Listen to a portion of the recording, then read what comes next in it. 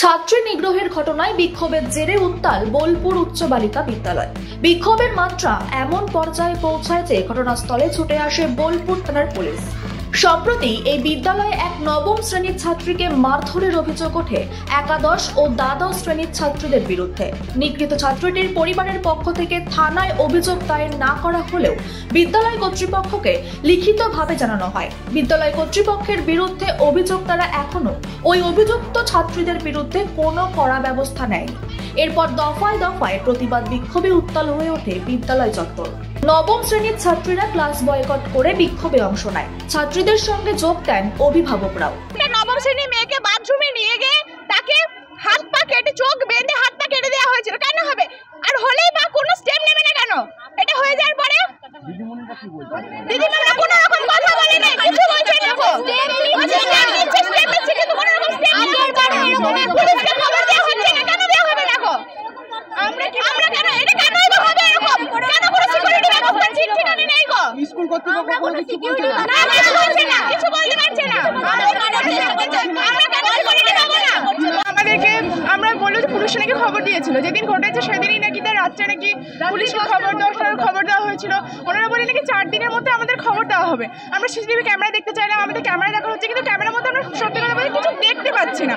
আমাদের যে যে বাথরুমের কাছে যে কি হয়েছে না সেটাই তো আসলে দেখতে পাচ্ছি না। আমাদেরকে অন্য আমরা পুরো সিসিটিভিতে অন্য আমরা এই মাঠটা দেখতে পাচ্ছি, আমরা সিসিটিভির মধ্যে কিছু দেখতে পাচ্ছি না। এটা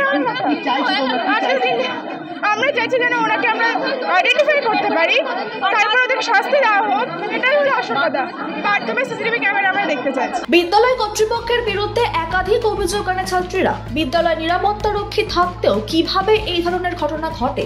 বিদ্যালয়ের সিসিটিভি দেখে অভিযুক্তদের চিহ্নিত করা হলো না কেন?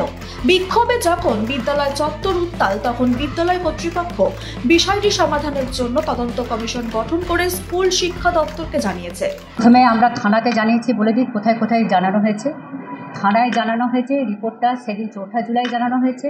5 জুলাই এআই ছিলেন এডুকেশন ডিপার্টমেন্ট থেকে, অ্যাসিস্ট্যান্ট ইন্সপেক্টর অফ স্কুলস, তিনি রিপোর্টটা নিয়েছেন, তাকে রিপোর্টটা পাঠানো হয়েছে। ডিআই অফিসেও মেল করা হয়েছে, গার্জেনদেরও কালকে মেল করা হয়েছে, মেসেজ পাঠানো হয়েছে। এই যে এই সমস্ত মেসেজগুলো আপনারা দেখবেন, এটা হচ্ছে গার্জেনদের মেসেজ, যেটা কালকে করা হয়েছে সকল স্টুডেন্টস গ্রুপে। আর এটা হচ্ছে ডিস্ট্রিক্ট ইন্সপেক্টর অফ স্কুলসকে করা হয়েছে, মেল করা হয়েছে এটা। আর এটা এমসি রেজুলেশন, এমসিতে শনিবার দিন যে রেজুলেশনটা নেওয়া হয়েছে, যে ইনকোয়ারি কমিটি করা হবে, ইনকোয়ারি কমিটিতে কারা হবে, ইনকোয়ারি কমিটিটা কবে রিপোর্ট জমা দেবে, সেই রিপোর্টের সুপারিশে কী করা হবে সেটা কিন্তু পরবর্তী বিষয়। Bureau report, news poll Bangla.